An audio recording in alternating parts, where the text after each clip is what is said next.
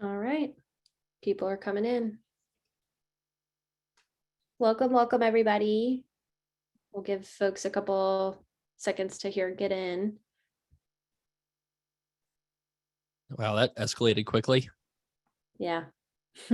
200 and something people. Hey, folks, if you're just joining us tonight, just to test and see if this thing's working in the chat, if you could just post where you're joining us from. See, and actually, I don't think the chat is enabled. Do you want me to enable the chat? Oh yeah, if we can, participants? definitely. Yeah, if we can. Let me do that.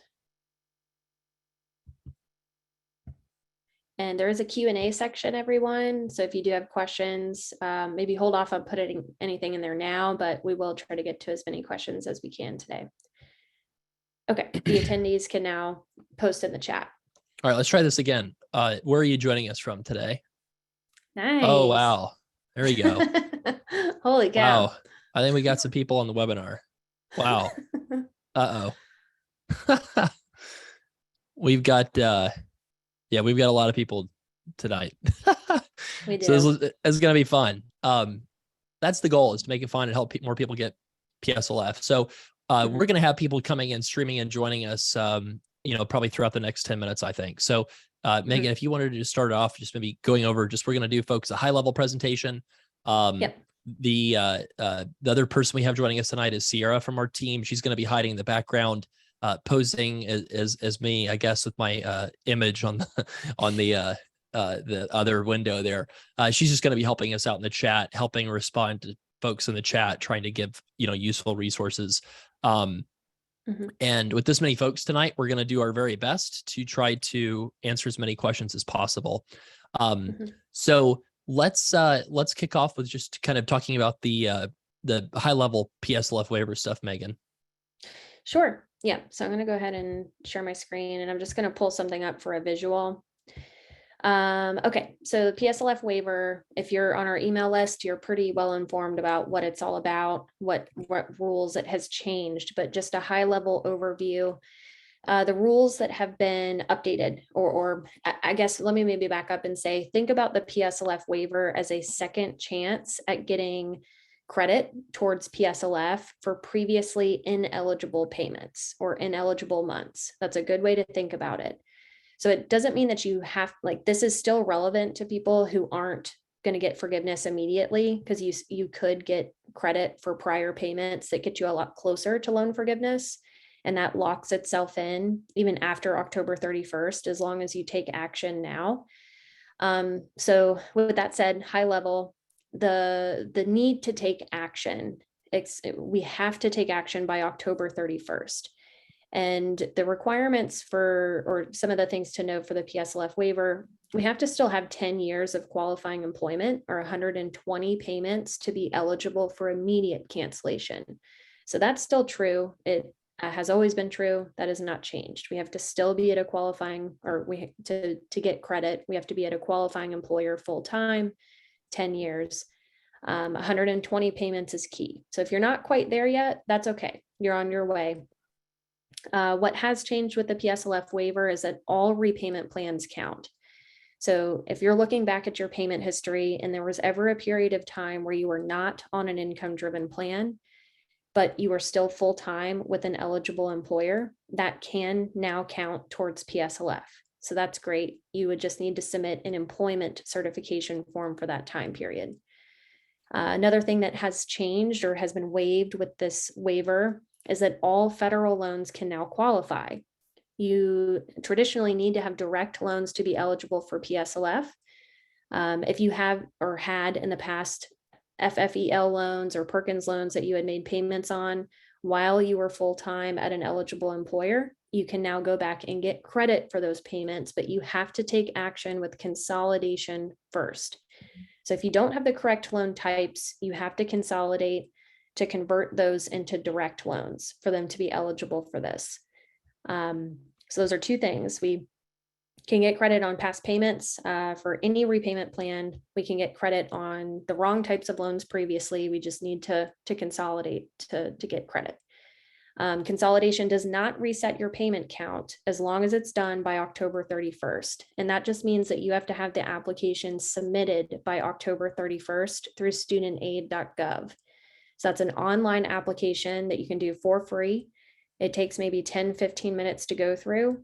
It does make you apply for an income-driven plan or a repayment plan as well. So just know that. And one of the last things I'll touch on here is so certain deferments or forbearances can now count towards PSLF as long as you were working at an eligible employer during those times.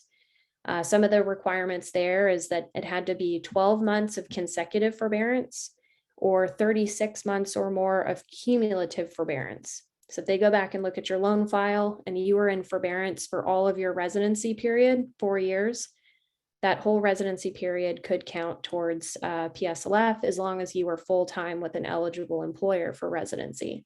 You would need to submit an employment certification form to be eligible for that. But yeah, I'll throw it over to you, Travis. Cool. So we can maybe turn off the screen share and just chat a little bit. So in like really basic terms, right? A lot of people had the wrong kind of loans back in the day, right? So this program was like not well designed. They didn't think through all the details and dot all the I's and cross the T's. So people have all these loans, different payment counts, different kinds of loans. And a lot of people are wondering like, what should I do? Right. Megan, I think if we were talking to like the average person, like that's pursuing this program, that's had kind of a stable income, right? Like that they haven't had like an exponential type of income, right? Like just your typical public servant. I don't know what you think about this, but I would say that you should just consolidate everything and then also simultaneously apply for the PSLF waiver at studentaid.gov/PSLF. So studentaid.gov/PSLF. So you can do both of these things at the same time. Earlier on, we were kind of saying, you know, consolidate first because it was plenty of time, right? So there's plenty of time, consolidate first, then submit your PSLF application, right? And the layman's terms of all that technical information is basically that all the normal rules do not apply until October 31st when they do. So, you know, I was trying to come up with some sort of funny Halloween analogy because it's literally expiring on Halloween, but this is like a student loan like horror movie where you can survive the villain who's trying to kill everybody, like the student loan villain, right? You can survive, but if you don't apply by Halloween, there's nothing in some cases that can be done to get a lot of credit for those past qualifying payments, some of these loans pre-consolidation, right? This is really one of the best opportunities ever for public servants to get PSLF forgiveness. And there's all these rules that are temporarily waived that all come back in place, like for people who apply for this after October 31st, right? So is that kind of a summary? I'm trying to spice it up a little bit to throw in some Halloween jokes and, you know, I'm trying to feel like myself again.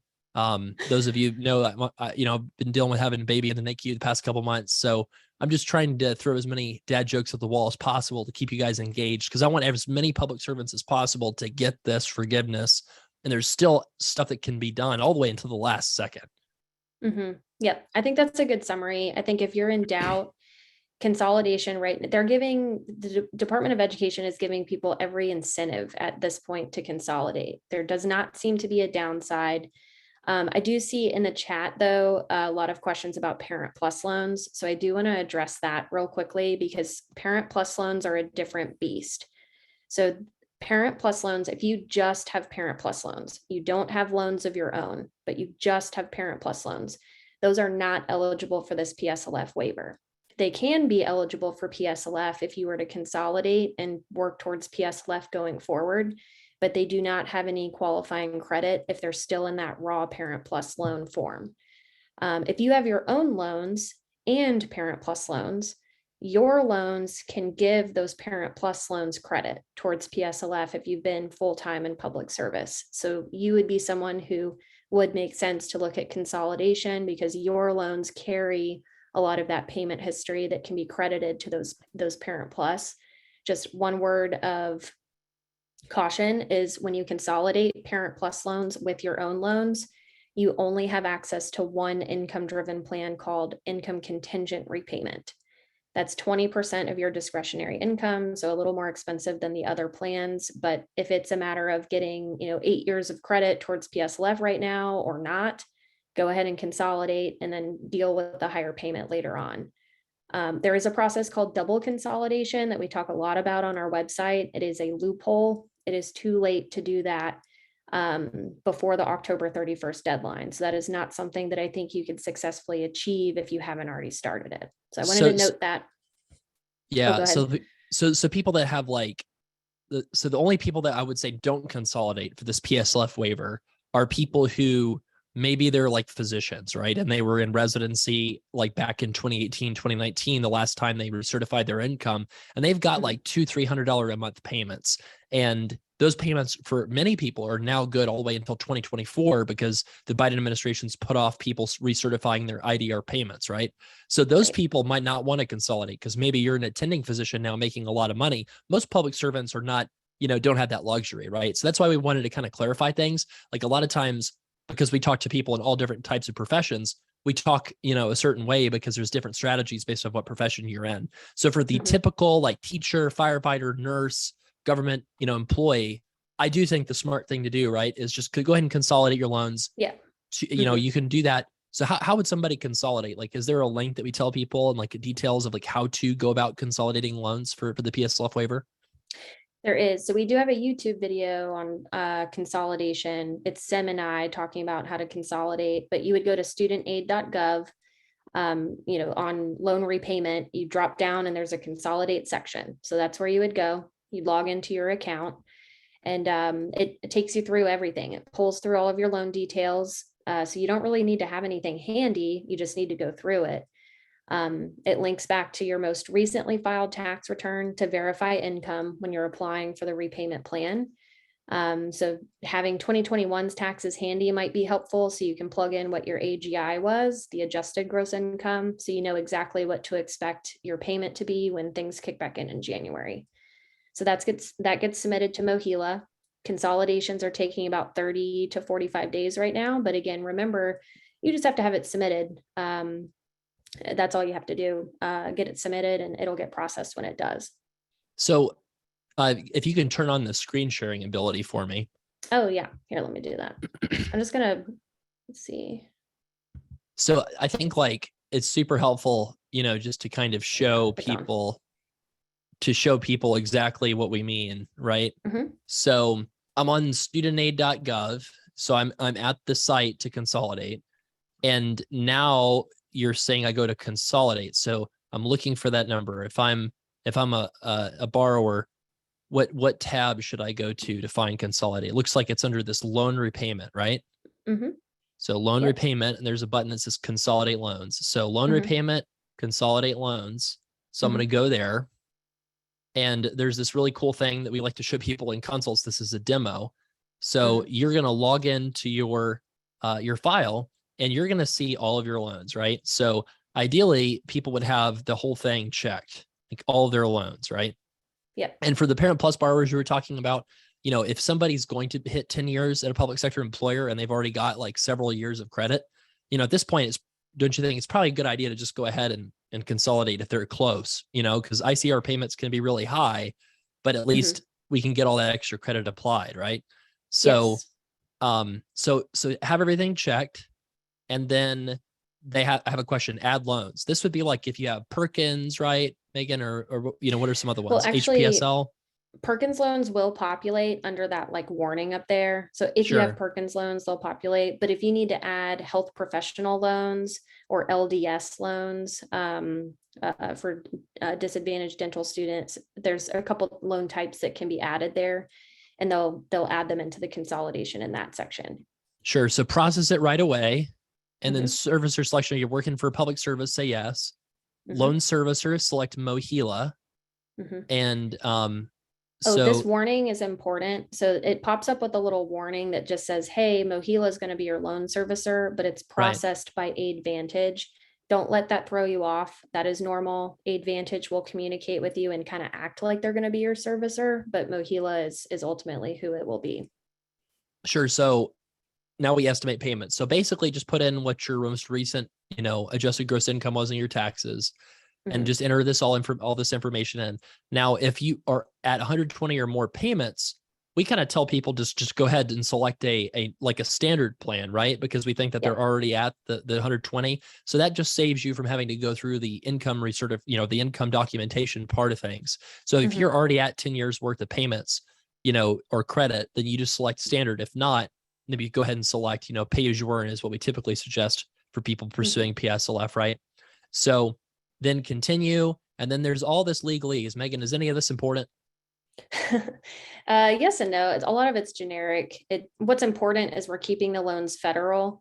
In here, it does talk about PSLF, but the PSLF information is not relevant because the waiver kind of supersedes this language. So don't panic if you see that, consolidation erases payment history, or that you have to be on an income-driven plan for PSLF. That is true in a normal, like outside of this PSLF waiver, but the waiver language supersedes a lot of this consolidation language here, if that makes sense. So just say that I understand it, right? Yeah. Yeah. Sorry, that was a long answer. and then just enter in all this information. Now it wants me to give them references. So is this going to be like, do I need them to, for when I work at the CIA, or what are the references for? Yep. So this is if you were to if you were to stop making payments and they could not contact you, they would reach out to one of these people to see if you had moved or if you had died. So they're probably not going to use this information, but it is required. You have to put it in there. It has to be 2 people that don't live with you and don't live with each other. So that is part of the requirement. I don't think I've ever heard of them contacting a single reference in the thousands of people that we've helped. Yeah. So just certify and sign information, continue, and then submit. Right. So now the second step is studentaid.gov/PSLF, right? And so we go to PSLF and there's this help tool. So what is this help tool going to do, Megan? Yep. So this help tool pre-populates all of the employment certification form details. It is crucial that you do this through the PSLF help tool, because if you save your information, your employers, through the PSLF help tool, and it's captured within studentaid.gov, even before you get it signed, it is seen as submitted by October 31st. So that's big. Can you repeat that? Yes. So submitting your information through this PSLF help tool will save your employment certification form in studentaid.gov that you can refer back to in your documents. And that satisfies the deadline for October 31st. You still have to get it signed for it to ultimately be processed. But if you're worried about the deadline or worried about getting signatures back in time, as long as you've done it through this PSLF help tool, you're good to go for the October 31st deadline, and just get it signed as soon as you can. So it looks like I can even search and see if my employer even qualifies, right? How do I do this? Yep. So you would need the EIN number, or the employer's identification number, which you can find on your W-2, the most recent W-2 from taxes.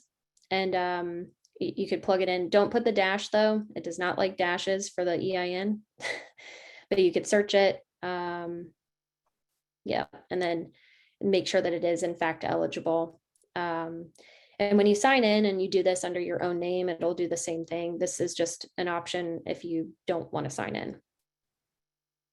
But this is just a very helpful way to just use this tool. And the goal is to get a completed ECF form, right? Employer certification form with everything but the signatures. And so we're saying that if you forget about this until literally the kids are trick-or-treating, and you apply to Consolidate and you generate this ECF form even on Halloween, that we're saying that that's okay. You'll still get credit for the PSLF waiver. Is that correct? Correct. Yep. Okay. As That's long as really you ultimately big. get it signed, but yes, That's really big. So obviously we've got a gazillion questions. Yes. One thing that we want to do is actually do some like actual like file like analysis. So I'm going to put my email in here, Travis@studentloanplanner.com. If you want to send me your NSLDS file, we're going to anonymize them. And I think we'll probably not be able to get to that many just because of how many folks are on the call tonight. And let's see. So I am going to put the details in the chat. on how to download your NSLDS file. Mhm. And I'm going to send this to everyone. So that's how you get an NSLDS file. And if you email it to travis@studentloanplanner.com, we'll review a couple of these later in today's webinar. So we've got a gazillion questions to choose from. I'm going to just scan through some of these. I guess let's maybe start with just one. Like, you can scan these too, Megan. One of the things that I'm seeing people make a lot of mistakes with is they're not putting all of their employment credit on file. They make assumptions. You don't want to make assumptions here. You want to get all credit that you've ever had at a qualifying employer since October 2007. And you want the government to be the ones to make that determination as to whether or not that qualifies, not you. So I've got a lot of people that almost feel guilty. Like, I don't know about you, Megan, but they're like, oh, I was only a research assistant, or, oh, I was only like a teaching assistant, or I was only they minimize their public service, and they almost like don't want to like count it for some reason. I'm like, get it on file. Like, that counts. Like, get all qualifying credit on file. So that's one really big mistake that we see. And so let's maybe scan some of these, Megan, and just see if you see any kind of like common themes here. Yeah, I see a lot about the employment certification form. Do you have to use the PSLF help tool? I would say, do you have to? No, but it is highly recommended. I would not do it by hand. And if you can mail it in certified mail, that's ideal. That way you know for a fact that MOHELA received it. Let's see. If we have old employment certification forms and uploaded them to MOHELA, will they still be processed? So yes, if you had previously completed employment certification forms and maybe you were at FedLoan at the time, if you want to go ahead and upload them to MOHELA, you can. FedLoan is sending all of those old forms over to MOHELA. They're doing it in batches from what we understand. So if you haven't gotten an update on your PSLF payment count, but and you have confirmed that it was submitted, you should be okay, but you could upload it to MOHELA as well if you wanted to be safe. Let's see. Do you have to consolidate first? I think you can do them both at the same time. So you can consolidate and submit the employment certification form. The form will tell you, it'll recognize if you don't have the right loans, and sometimes it's a little outdated or it's not as updated. So it might tell you that you don't have the right loans, or that you're in forbearance, for example, and that you need to get out. You could ignore that. We're still in the COVID forbearance, which does count towards PSLF for free. And if you know that you've already consolidated, don't panic about the language that's on that actual instruction form. Just get that signed document submitted. Let's see, what if I can't get it signed? So if you can't get it signed, there is an option to check a box on the form that says you are unable to get a signature from your employer. That is going to delay your process in the sense of they're going to go back and check that, of course, the employer is eligible, but they're also going to ask you for additional proof that you did in fact work there. So that can include W-2s, or really any other confirmation that you can give them to prove that you did work there during those times, if you cannot get it signed by an authorized official. And an authorized official can be an HR person, a direct supervisor. So if the entity is still open, you should be able to get that reasonably signed. If it's closed, or like totally closed down, you don't have any contact information for people you worked with, that's when you can maybe use that option to not have to get it signed. Lots of their employers list EIN numbers online. I found mine by Googling. This is more of a comment, and that is true. You can search your employer online. You do just want to triple check that that's your specific EIN number, because the W-2 will show you your specific EIN number. That's the one that you want to have on your form. You want to prevent any problems. So if it's not the correct EIN number, you take that to get it signed by the employer and they cross it out, that's going to probably be a problem. If anything's altered on that form, like the dates of your employment or the EIN number, that could get rejected when you send it back, because it's been kind of tampered with, you could say, after it's been printed from the employment or the PSLF help tool. So make sure you have that information correct from the get-go. I just consolidated and my account says my balance is 0. It won't let me create an account with Mohila yet. What's going on? So that is common right now. If you recently consolidated or you were informed that you're being moved from FedLoan to Mohila, your account may show that you don't have anything, you don't have a balance. You are probably in this processing limbo, which at some point, I would say within about a week or 2, you should see your balance repopulate within studentaid.gov, assuming that you're not already at the loan forgiveness. And Mohila will give you, it'll allow you to open an account and create an account with Mohila to see your payment information. Do you have a file yet, Travis, that you want to go through? I do, yeah. Cool.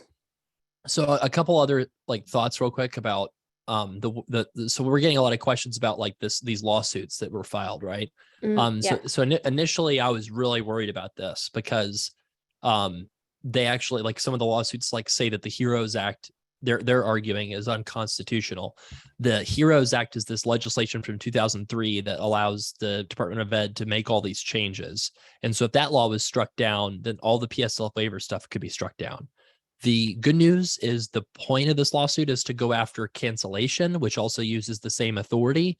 So we think that this is not going to mess with the PSLF waiver. We think that the PSLF waiver already has too much money out the door. We think that the take-up rate for the PSLF rate waiver, frankly, has been so low that like it's not a priority for opponents of student loan relief to target the PSLF waiver specifically. So the answer to all these questions about can I get the 10,000 cancellation and PSLF waiver? Yes, you can under the announced rules. Just know that these lawsuits are going to be like providing a little bit of headline risk. So it's just going to be scary to see these lawsuits just out there, and you're going to get like news notifications like, you know, judge makes ruling in XYZ case, and it's probably not going to apply to you. The one thing, Megan, that I'm a little bit more concerned about is the forbearance and deferment counting. That's not supposed to be processed until 2023 in summer. And the reason why I'm a little concerned about that is like, you know, if you have all these lawsuits and like the COVID emergency gets struck down by some court or something, then the forbearance deferment counting stuff is the thing that might not happen. Like, I think it will. I think it probably will, but it's something that like the PSLF waiver to me is a lot more secure than the IDR waiver, which is supposed to be the stuff that counts the forbearance and deferments because just the timing and everything. So let's look at an actual file. So let's turn this on here. I'm going to be in the chat answering some questions too while you do that. Sounds good. So so this is a $358,000 balance. This person's already consolidated their loans. So if we see their direct consolidated loans, we can tell with our spreadsheet tools that they've got about 101 months of total payments ever. And then they've got a bunch of loans from sort of back in the day that were probably consolidated into these loans. So like a couple things to note, like this person's clearly already consolidated. So you've already got that out of the way. So then you have to make sure that you've filed your employer certification form correctly. If we were doing a consult, we would go through this like in great detail over the course of an hour. And we would say, okay, this is exactly the amount of credit that we think that you should have. If we look at the like the loans in terms of their repayment history, we can see that a lot of these loans were kind of originated in the late 2000s, which makes sense to me. And then they were in repayment as of like 2009, 2010.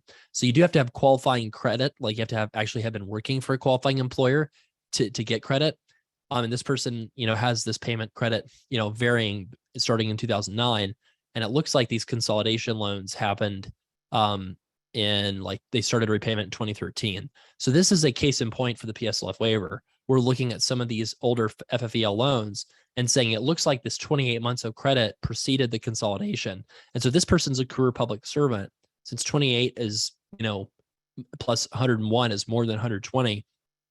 This person's probably going to get PSLF like forgiveness, like after they apply and have to just wait the period of time that they need to. Some people want to know, are they getting a refund if it puts them over 120? In terms of like consolidation, Megan, I don't think that they would get that if, you know, the 28 sort of puts them like if if they do a consolidation and it puts them over 120, Megan, correct me if I'm wrong, I'm pretty sure you just get it forgiven. You don't get the refund in that case, right? Correct. Yeah. With the, let's see. Yeah. Because we had the FFEL loans. FFEL loans aren't eligible for the refund, unfortunately, or payments made Sure. on those. Mhm. And we've got a gazillion I uh know. I'm trying data to answer files, as many. which Oh, but our that's team good. our team is going to do their best to get you a file back, actually. Surprise, Sierra. But we're going to do our very best here to get you these files back. We're going to put in some more here. So Megan, what do we think about like the timeline for the PSLF waiver? Like how fast should somebody be expecting to hear back from these folks? Yeah, I've been seeing a lot of those questions in the chat too. So consolidation, if you had to consolidate, is going to take 30 to 45 days. And then after that, that's when they're able to review your account for PSLF. So if you've already submitted an employment certification form, they'll probably send you a notice that they've received it first and that your employer is eligible. That usually happens within a couple weeks to maybe a month. Then they start reviewing your payment counts. But first, and this is important because I think I did see a lot of this in the chat, they're first applying the original rules for PSLF. So don't be surprised if you've already got a payment count update that says your payment count is 0 if you just consolidated, or it's really low compared to what you thought it should be. The language in that letter that they sent you is important to read because it does clearly say that they're still working on your payment counts. They're applying the TE PSLF or the temporary PSLF waiver. They're applying that secondary. So they'll send you an update with the original PSLF rules. The payment count may look low. That'll probably be within 2 to 3 months. And then shortly after that, maybe a couple weeks at a time, you'll get more updates about your payment count that start to make more sense. So the process for them updating things is clunky. And don't panic with the first round of updates that they send you on your payment counts. They will look low, but they will continue to start making more sense as they apply the waiver. So I would say all in all, if you didn't have to consolidate, probably 3 months would be what your expectation is to see a payment count that makes sense. If you had to consolidate, probably 4 to 5 months is what you're expecting for the response. And it could be shorter.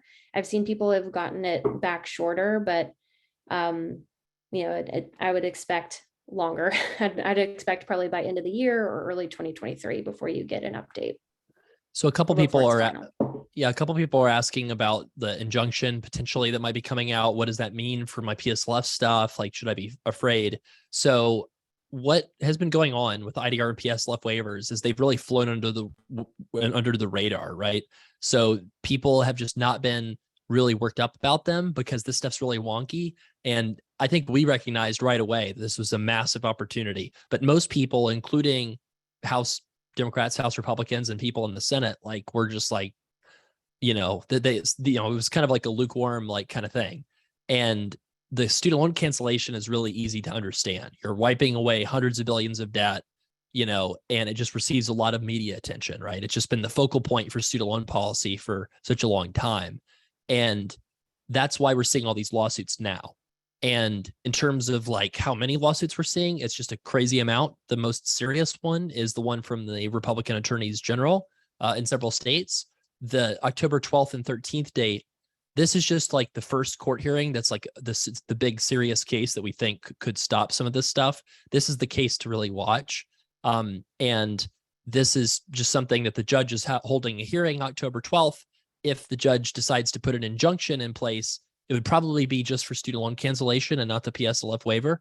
But this is why we're telling people to apply early and as quickly as possible too.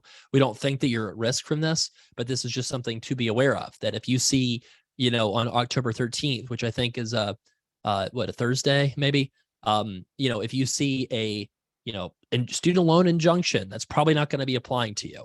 In terms of whether or not we think that they will extend it, I don't think that they will. And Megan, what you just said is why, right? For 4-month processing time, they don't have unlimited number of people working on these programs, and they're trying to rush as much of this relief as possible through before potentially Republicans retake the House of Representatives, which is what the greater than 50% likelihood according to like election models, right? So I think that's why they want to end it October 31st, is not because they don't want to get relief to people, but because they want to take everybody working on the PSLF waiver and move them over to working on cancellation. And then when they're done getting the big wave of cancellation done, they want to move them over to the IDR waiver. But this court injunction could really throw a lot of stuff up in the air. What do you do if a court orders you to stop working on cancellation? Do you take those people and put them back on the PSLF waiver and extend that to the end of the year? It's possible, but we want to go with what we know, which is that you can get this relief from the PSLF waiver and not speculate. And we don't want people waiting longer than they should be. So just one of my famous Travis rants. I'm sorry, Megan, I can't help myself. You're fine. What other questions are we seeing in the chat? Let's see. If you worked in public service before you took out loans, does this time count? So no. Payments or months are only going to count while you were full-time in public service. So that is key. That is ironclad, has never changed. Grace periods, so the 6 months after graduation does not count towards PSLF. It can't. And then in-school deferment does not count as well. So if you went back to school or if you were working full-time while you were in school, that time on, when you're in school deferment will not count, unfortunately.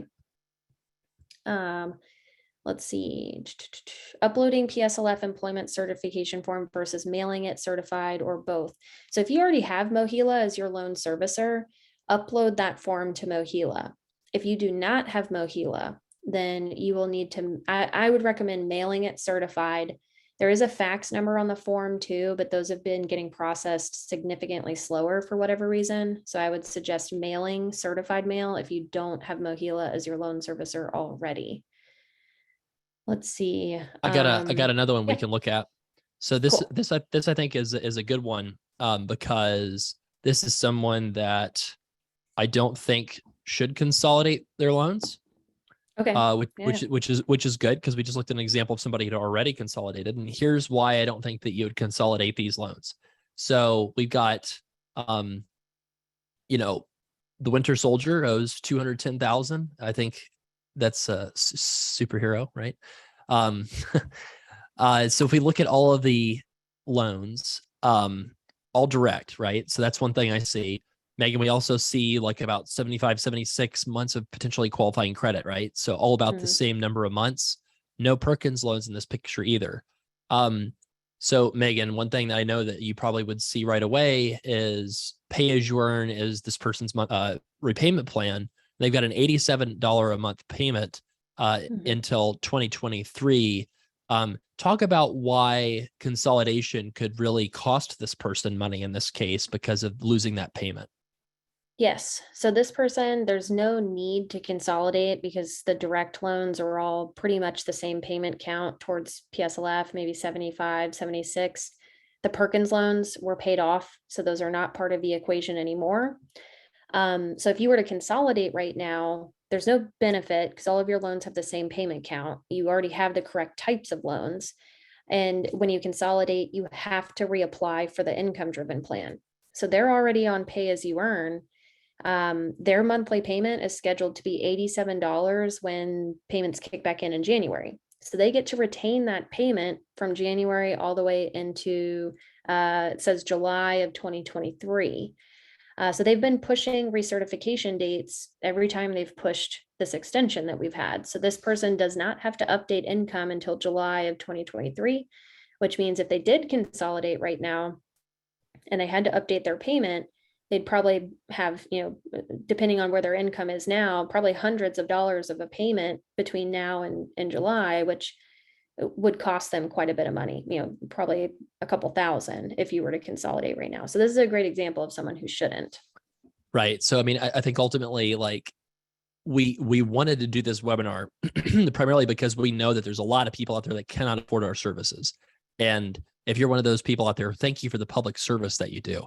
It's incredibly important. It's incredibly valuable. And we get that public service, you don't get into it because of the money and you might not have the funds, especially with like higher inflation and everything, to afford our console service. So if that's you, thank you for what you do. And what we wanted to try to get across with this webinar is go ahead and consolidate if your income's pretty stable, and go ahead and apply for the PSLF waiver at studentaid.gov/PSLF. Do those two things, and that's going to cover, most of what you need. And in the case of this particular person, this probably is a recent graduate.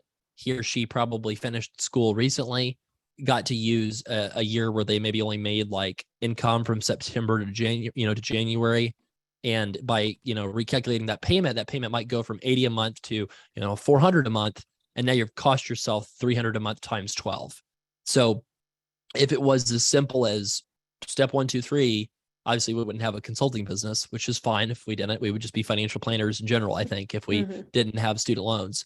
But we did want to show you guys just this broad stuff that a lot of people could benefit from, to make sure that you're part of this group of people that's going to get that help.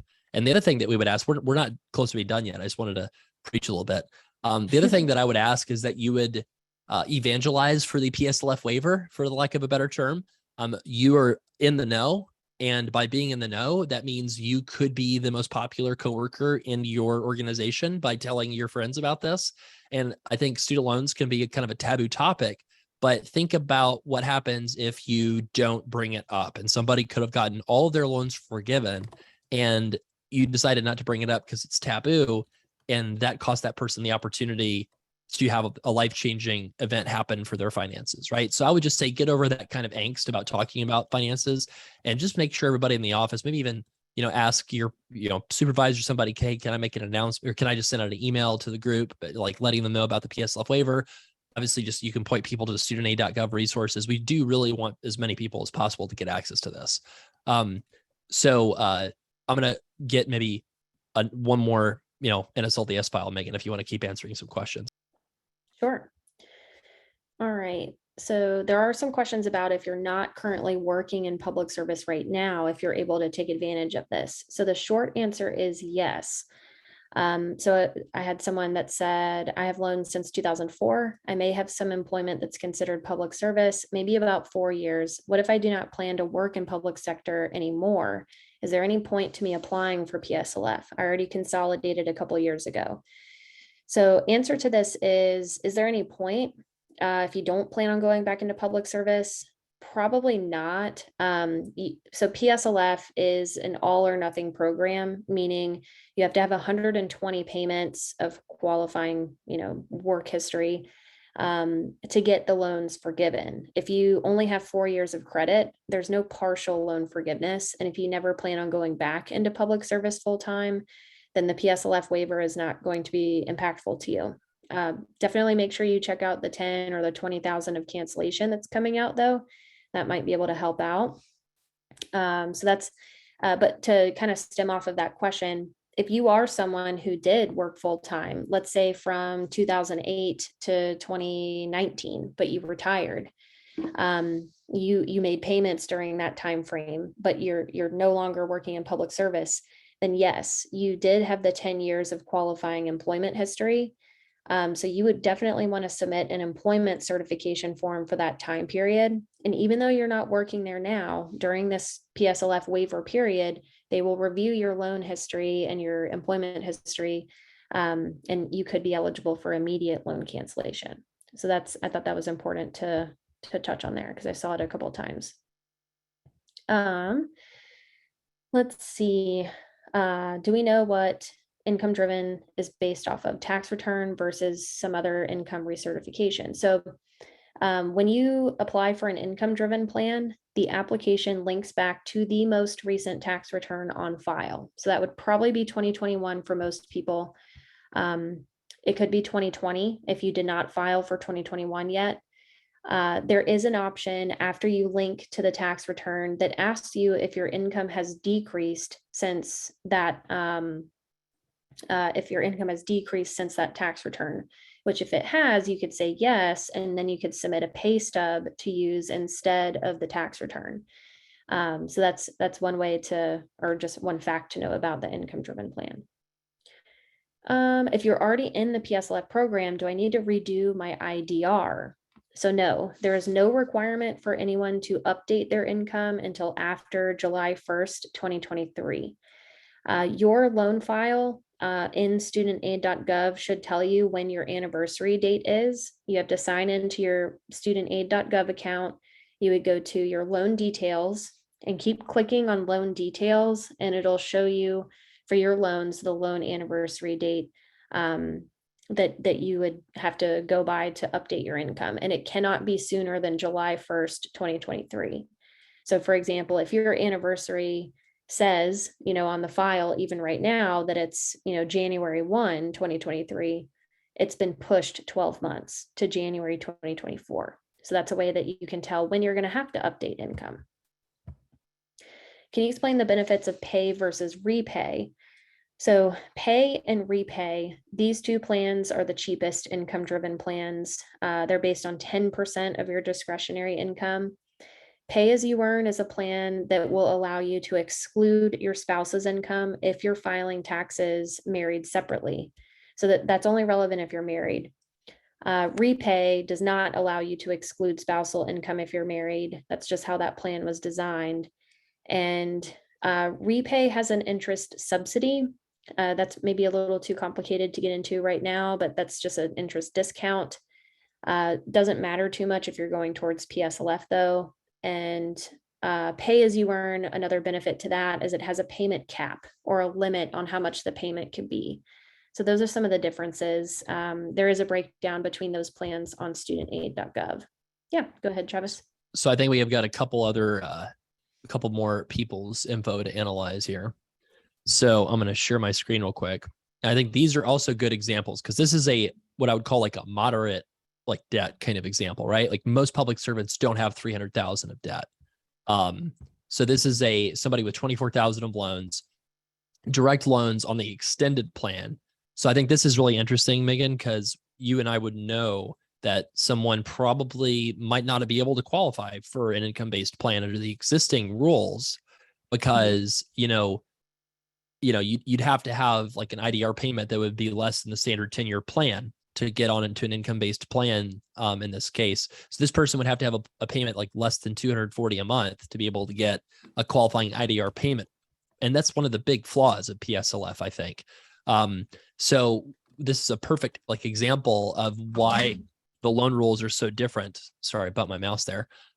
The loan rules are so different between, from now until October 31st. So the extended plan, is something that does not count for PSLF, but this person has the same amount of payment counts on all of his or her loans. So this person only needs to apply. And if they were working, since about 2016 or so for a qualifying nonprofit employer, this would be a way this person could get 100 of the 120 months of credit towards PSLF added on to their account, right? And I'm going to show another one that's quite similar. This person has the same number of payments made across all of his or her loans, but this person's on the extended graduated plan, which is another plan that does not count for PSLF. But during this waiver program, if you apply for it, all those payment counts do apply. And just, to think about how you would give expert advice to these individuals, we would need to look at options for them to get onto a payment that would be low enough for them to get forgiveness on some sort of remaining amount of loans, right, Megan? So one thing that we are looking at is the Biden IDR plan. So on our studentloanplanner.com site, if you go into calculators and student loan forgiveness, we're working on a beta version of our student loan forgiveness calculator. And then you could compare that as well. You could look at the Parent Plus calculator if you're a Parent Plus borrower to see what the payments would be on the ICR plan. But let's just say that this person is, family of one, and they have 24,000 of loans, and then let's say 50,000 income. And again, this is in beta, so forgive us if some of this stuff, is not accurate. But I think what we can see here is this person's got 50,000 of income. Is this debt all from undergrad? This is part of the new Biden plan that's coming out in July. They want to know what % of your debt is from graduate school. If this is all undergrad debt, this person would now get to pay 5% of income on every amount of income above 225% of the poverty line. So this is the new Biden IDR plan. So if this person could strategically figure out, this person with like 70 of 10 years towards PSLF who has this, 20 or 40K balance, could this person qualify for Biden IDR? And if so, what would his or her payment be? So in this case, Megan, it looks like this person's payment could be as low as like 80 a month, which is better than 260, right? Or even one of them was paying 540. And so we can see in this case, the repay plan at like 250 a month is about the same amount of money as the person that was paying on the extended plan, I think. But this qualifying plan, this is a qualifying plan. So this person could get on the repay plan and pay about, $3,000 a year for 3 years. And that's 9,000 total. You're still getting the majority of your debt forgiven thanks to the PSLF waiver. If you decide if it makes sense to strategically put off getting onto the Biden plan until that's available, because you're going to stay in public service, that's going to save you even more money. That would be like paying $1,000 a year versus paying $3,000 a year for the next 3 years. So in total, this person could literally only pay $3,000 more to get forgiveness on $24,000. So a lot of times we talk about, our consults for, people that have large balances. That's true. The bigger your balance, the more money somebody that knows the rules like us can save you. But even people that have very modest balances right now can still get substantial savings just by knowing the rules, as well as just being able to model these new income-based plans that are going to be being released later this year. So there's a lot of strategy to this. The stuff we are covering in today's webinar is like the basics, get the meat and potatoes, and then let's get the garnishing, right? That's kind of our hope, is that you would get that minimum basic, stuff added on to your loans. And there's all kinds of strategy on top of that you can do that's going to get really big ROI. Great. Do you want me to answer a couple questions that are coming in? Sure. Okay. So a couple questions I kept seeing is, does contract work for the state or the government count towards PSLF? And so the answer is no, unfortunately. Your employment has to be directly with the eligible employer. So it has to be directly with the government or a nonprofit entity. You cannot be a contractor. You also have to be a W-2 employee. So you have to be paid a W-2 employee full-time, so considered full-time by the employer. Contract work does not qualify. Let's see. I feel like I got, well, I say that. I said I feel like I got a lot of questions, but then I scrolled down. Just kidding. Okay. I think we covered a lot of good stuff though so far, Travis. What if we paid off some loans? Do we still get credit for those? So no, if you have completely paid off your student loans, no, you cannot get credit towards PSLF. You may be able to ask for a refund though. You can get a refund for any payments you've made through your servicer as far back as March 13th, 2020, because that's when the COVID forbearance started. So if you made payments between March 13th, 2020 and now, you can go back, ask your loan servicer, give them a call and ask for a refund, and they'll be able to give that back to you. But if you paid off your loans long ago, this is not applicable to you. All right.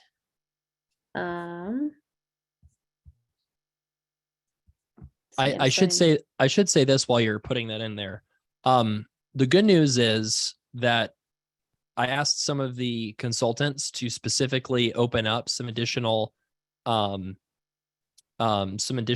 like availability, because obviously we really needed people to open up availability with the PSLF waiver ending at the end of October. Megan, you're killing us because you're taking vacation around the end of the month. I wonder why. Not vacation, technically. I'm getting married on the 21st, so I will be out. Oh shoot. Well, now I feel really bad. Well, that's a very good reason. Congratulations. Thank so you. I will say, yeah, we're getting a lot of congratulations. So yeah, I apologize. You can let me have it later. So that's a good reason. But I did ask some of our other consultants. We have like 10 of us, I think, to open up availability for people that needed the help to get this looked over by an expert before this waiver expires. Because I would say any public servant that has student loans, I feel very confident that we're going to pay for our fee. Honestly, like, I mean, our stuff is at a minimum, you're going to feel a lot better after the call. But 95% of you are going to save a lot of money from talking to us as well. So studentloanplanner.com/book is the link to book a consult with one of our team of experts. I thought we might do like maybe one more NSLDS file before we kind of wrap up. And this one is a really interesting one. So I will share my screen in a second here. And I'm still in the chat trying to answer as many as I can, guys. Sure, definitely. So this one is, goodness sakes, is this interesting. So this one has two direct consolidated loans, unsubsidized loans, right? And one of them's got 99 months of payment credit supposedly, and one of them looks like it might have 0. And there's also, of course, there's a bunch of parent loans in this. So this could be a double consolidation possibly. Yeah. This person has like a lot of payment credit going back, all the way until 1985.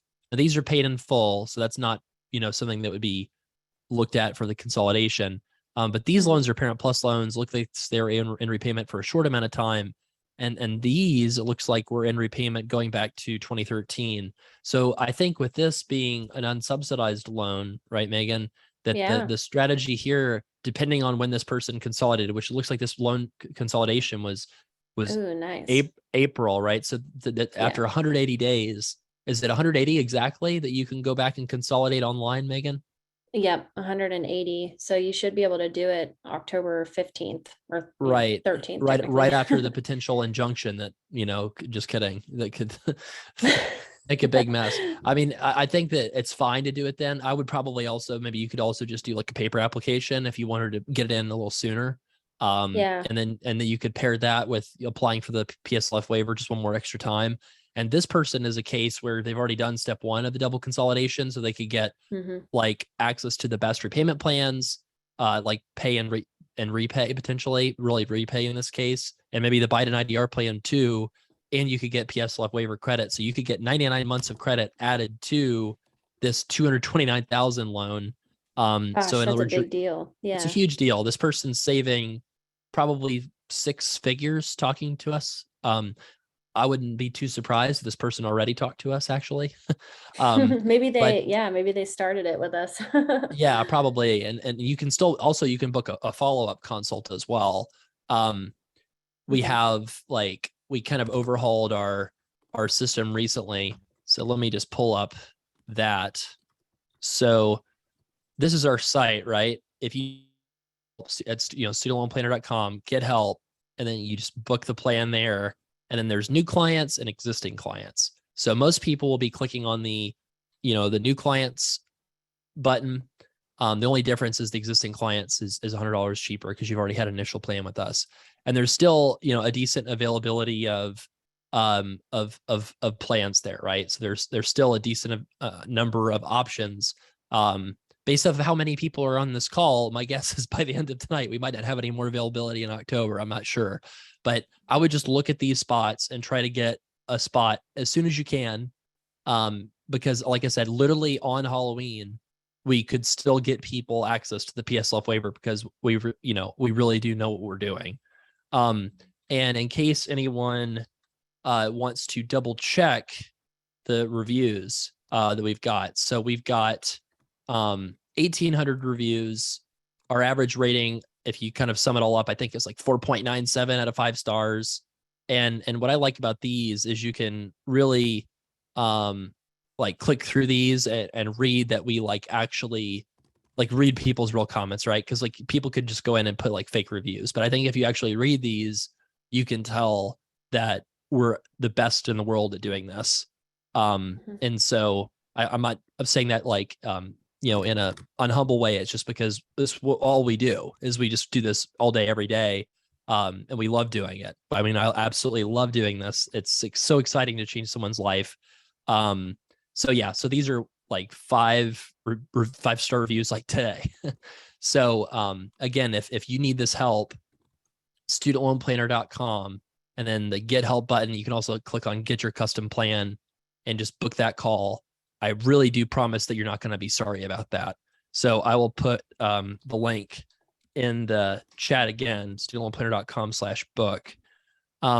Any like last minute words of encouragement about this, Megan? This is very stressful for a lot of people. And this is just like, it's a lot. And like psychologically, like how should somebody handle just the waiting game for this PSLF waiver process? Yep. And I know I tell people on my consultations that the waiting is the hardest part. The paperwork is hard, but the waiting is the hardest part. So I think just have, if you've submitted your documentation, you have the receipts. I think that gives you some peace of mind to know that you're in there, you've done what you needed to do. It is out of your hands at this point. So now it's time for them to process and review your accounts. So, I would say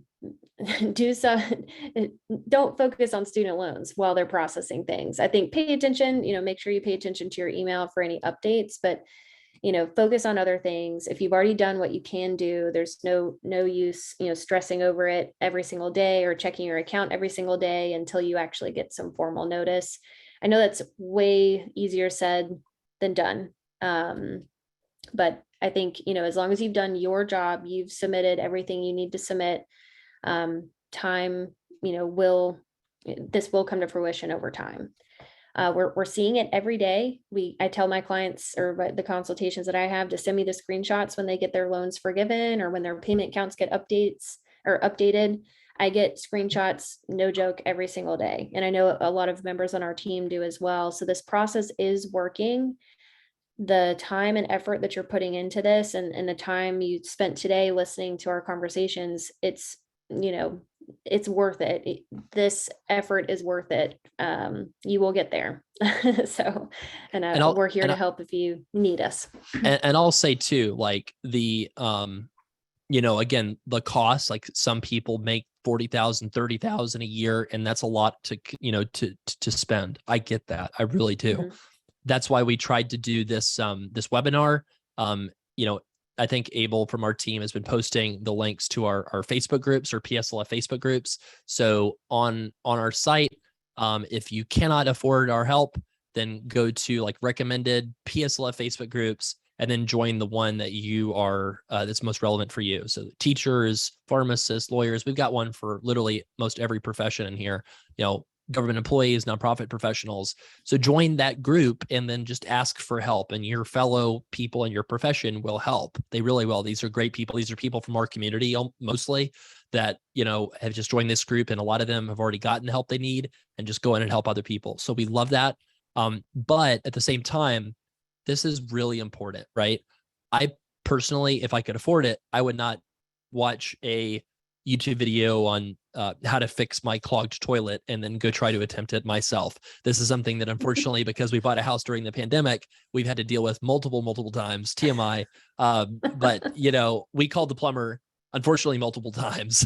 And that's a smart decision if you either don't have the expertise or you don't have the comfort level to get something done you need to get done.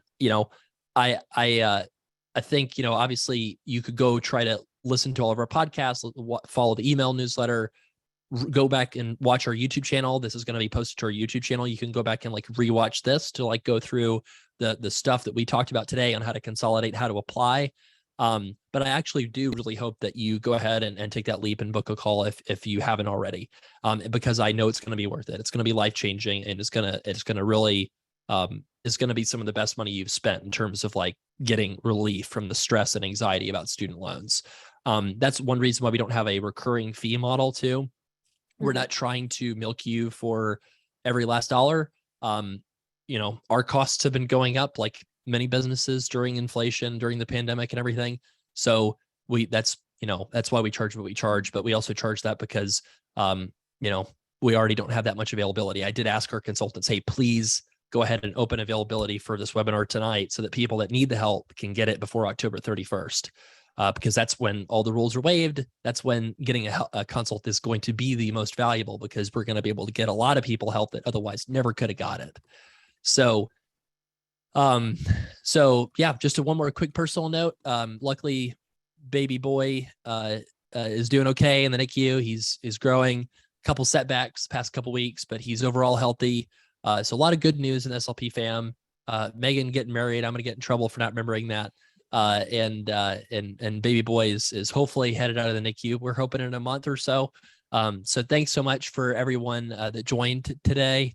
We're again posting this recording in the YouTube channel, and I'll just put it one last time in the chat, studentloanplanner.com/book. If you need a plan or a follow-up plan, please get one to get the help you need.